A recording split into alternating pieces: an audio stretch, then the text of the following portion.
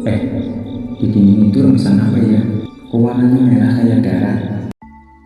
Assalamualaikum warahmatullahi wabarakatuh. Sebelumnya perkenalkan, kami adalah Noda Malam, sebuah channel misteri yang akan membawakan atau membagikan kisah-kisah horor. Ya, memang di luar sana sudah banyak channel-channel misteri seperti ini, tapi di Noda Malam kami akan membawakannya secara berbeda. Semoga nantinya cerita-cerita yang akan kami bawakan akan selalu membekas, layaknya sebuah noda tinta yang sulit dihilangkan. Nah, pada kesempatan kali ini kami akan membagikan sebuah cerita, dan cerita pertama yang akan kami bagikan adalah sebuah kisah yang ditulis oleh Rita atau dikirim oleh Rita yang asalnya dari Lampung. Jadi ceritanya dulu waktu Rita masih sekolah SMK atau masih duduk di bangku SMK. Waktu itu sekolahnya lagi ngadain studi tour dari Lampung ke Yogyakarta. Perjalanannya lumayan panjang karena mereka tidak langsung ke Jogja. Sebelumnya mereka mampir-mampir dahulu ke beberapa tempat destinasi. Nah, pada momen itu, tapi ada satu momen di trip itu yang sampai sekarang masih nempel di kepala Rita dan nggak bisa dia lupain. Jadi setelah beberapa hari di perjalanan, rombongan ini akhirnya nyampe di sebuah hotel di daerah Yogyakarta. Rita sendiri udah nggak inget nama hotelnya apa, dan kami juga tidak akan menyebutkan tepatnya di mana. Tapi kejadian ini atau kejadian malam itu dia inget banget.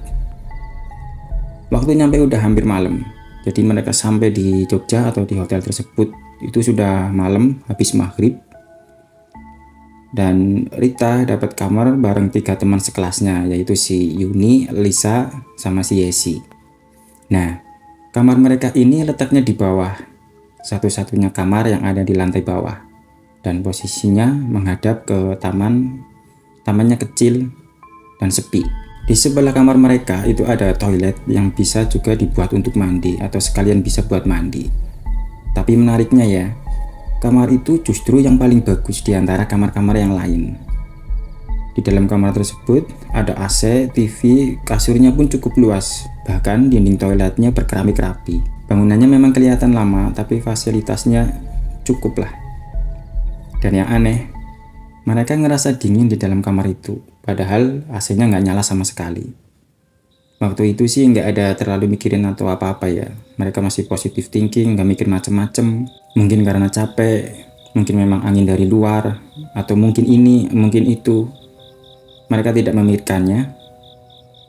Oh ya, satu hal lagi yang perlu kalian tahu. Jadi si Yuni ini, dia itu lagi haid.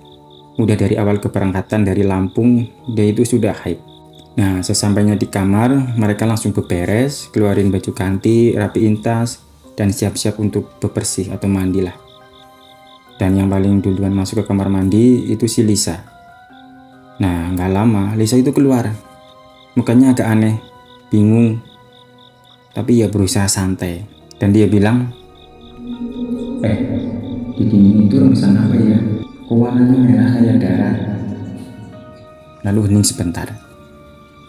Dan mereka ketawa kecil, nggak terlalu dipikirin. Ya wajar kali, kan di atasnya toilet, pasti rembus dari sana. Salah satu dari mereka nyahut santai. Dan percakapan itu pun berlalu begitu aja, nggak ada yang kepikiran untuk ngecek lebih dekat, nggak ada yang mau repot-repot mikirin lah. Kenapa warnanya kok bisa merah? Nah, setelah Lisa, giliran Rita sama si Yesi yang mandi. Nggak ada yang aneh, nggak ada kejadian apa-apa, semuanya normal. Nah, karena si Yuni lagi haid, mereka nyaranin Yuni buat buang pembalut bekasnya di tempat sampah yang ada di luar. Dibungkus plastik dulu supaya nggak ngotori kamar atau ninggalin bau, kata mereka. Hal kecil yang wajar lah ya, bukan hal yang aneh. Lalu kelar mandi semua, datanglah satu orang lagi. Ranti, sahabatnya salah satu dari mereka. Katanya sih cuma mau main sebentar, sekalian ngobrol-ngobrol. Kebetulan juga tempat makan dekat dari kamar mereka. Jadi ya nongkrong aja dulu di sana lah. Nah, habis itu mereka keluar ke tempat makan, mereka makan, ngobrol-ngobrol sedikit, lalu mereka balik lagi ke kamar. Makin malam mereka nyalain TV dan Ranti bilang kalau kamarnya itu sempit.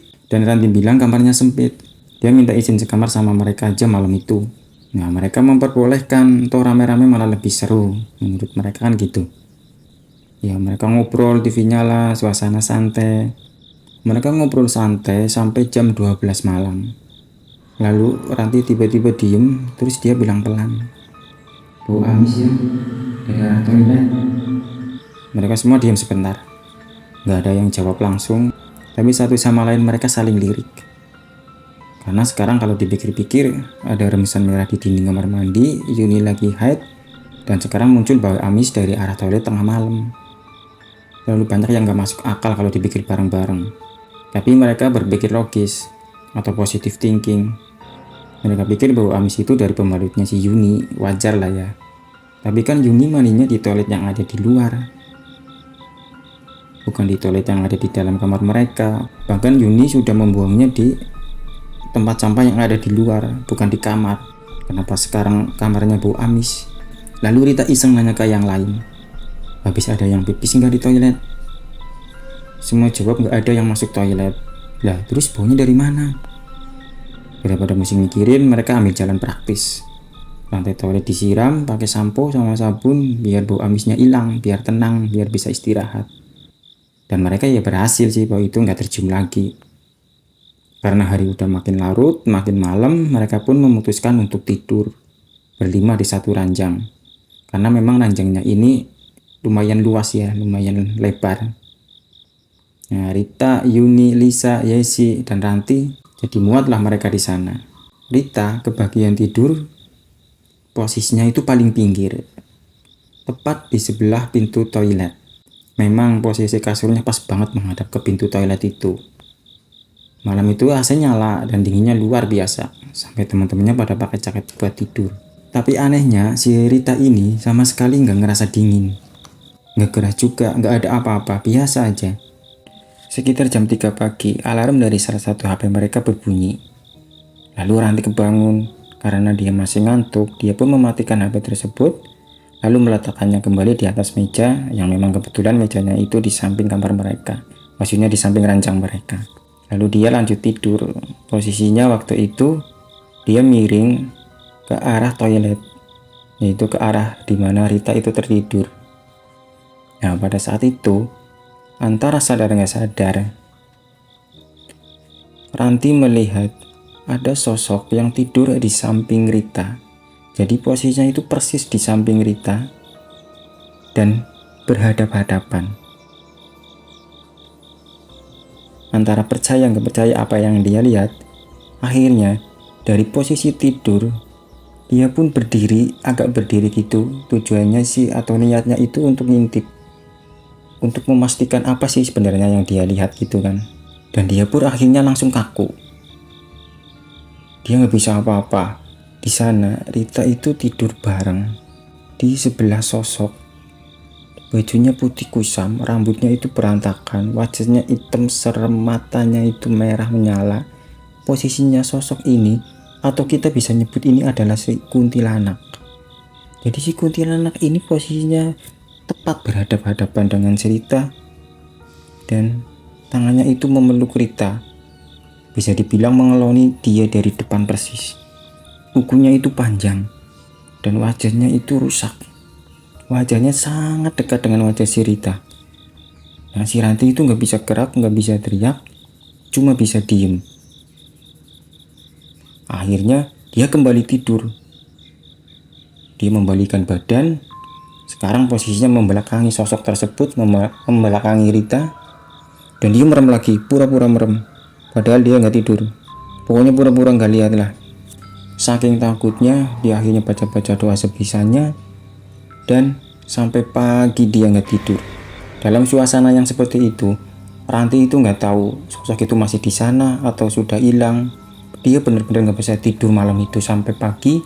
Sampai pada akhirnya di luar samar-samar terdengar suara adzan. Dan beberapa teman yaitu si Yuni, dia kebangun. Ranti akhirnya ikut bangun. Dan dia sudah melihat sosok itu sudah nggak ada. Sedangkan Rita juga sudah ikut bangun. Nah, si Ranti ini ternyata baru cerita pas udah siang, waktu mereka lagi ada kegiatan di luar hotel. Santai-santai habis ada acara, tiba-tiba Ranti buka suara. Cerita apa yang dia lihat semalam.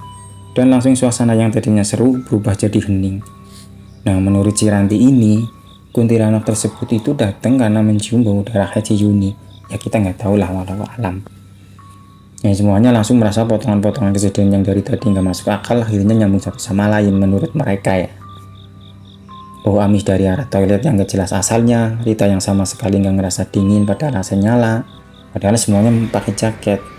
Tapi malah si Rita ini malah nggak pakai apa-apa, maksudnya nggak pakai jaket, yang pakai selimut, tapi malah merasa hangat. Lalu ada rembesan merah di dinding kamar mandi sejak pertama mereka datang. Nah, masalahnya mereka masih harus nginep 1 malam lagi di hotel itu. Ranti bilang, kayaknya hantu itu atau kuntilanak tersebut itu masih ada di dalam kamar. Asalnya dari toilet, makanya toilet berbau anyir dari sejak awal. Dan kalau dipikir-pikir lagi, kamar mereka memang dari awal sudah terasa berbeda, kamar paling bagus di antara yang lain. Ada AC, TV, kasur luas, dinding toilet berkeramik rapi. Tapi ya memang bangunannya sih jelas sudah lama ya. Dan dingin yang mereka rasakan sejak pertama kali masuk itu bukan dingin dari AC. Karena memang AC-nya waktu itu belum nyala. Lalu malam terakhir di hotel itu Rita pindah posisi tidur. Dia nggak mau lagi tidur di paling pinggir dekat pintu toilet. Tapi tetap saja nggak ada satupun dari mereka yang berani tidur lebih awal. Mereka begadang sampai jam 3 pagi, ngobrol, nyalain TV kencang-kencang, melakukan apapun supaya nggak harus diem di dalam gelap. Karena tidur pun rasanya nggak aman karena mereka tahu sesuatu masih ada di sana di balik pintu toilet itu. Nah, itulah yang bikin merinding di sini. Bayangkan. Kita itu nggak tahu, si Rita dan si Ranti dan semua teman-temannya itu nggak tahu sejak kapan si kuntilanak itu ada di situ atau tidur di samping si Rita. Mungkin dari awal mereka tertidur sampai pagi, sampai si Ranti lihat. Nah, untungnya si Rita ini nggak kebangun. Coba bayangkan kalau Rita ini kebangun ketika HP tadi itu bunyi. Untungnya Ranti yang bangun, bukan si Rita. Kalau si Rita dia kebangun buka mata lalu di depannya ada sosok kuntilanak ngeringis. Lebih seru kan? Maksudnya lebih menyeramkan. Bisa-bisa pingsan dia si Rita kan. Sampai sekarang pun si Rita masih ingat betul malam itu. Bukan karena dia lihat sesuatu, tapi justru karena dia nggak lihat apa-apa. Dia tidur paling nyenyak, paling nggak ngerasa dingin, paling nggak sadar. Sementara tepat di sebelahnya, seperti yang kami bilang tadi, ada sosok yang namanya tidur sepanjang malam. Semalam suntuk dia tidur bareng kuntilanak. Dan entah kenapa hal itu justru jauh lebih menyeramkan. Nah, itu dia cerita dari Rita, pengalaman studi tour yang harusnya jadi kenangan seru, tapi malah jadi cerita yang gak bisa dilupain sampai sekarang. Jangan lupa like, komen, dan subscribe buat kalian yang baru mampir. Dan buat yang punya pengalaman serupa atau kalian yang punya cerita misteri, kisah horor, kalian bisa mengirimkan ke email atau ke nomor WA nanti yang ada di deskripsi. Akhir kata, wassalamualaikum warahmatullahi wabarakatuh.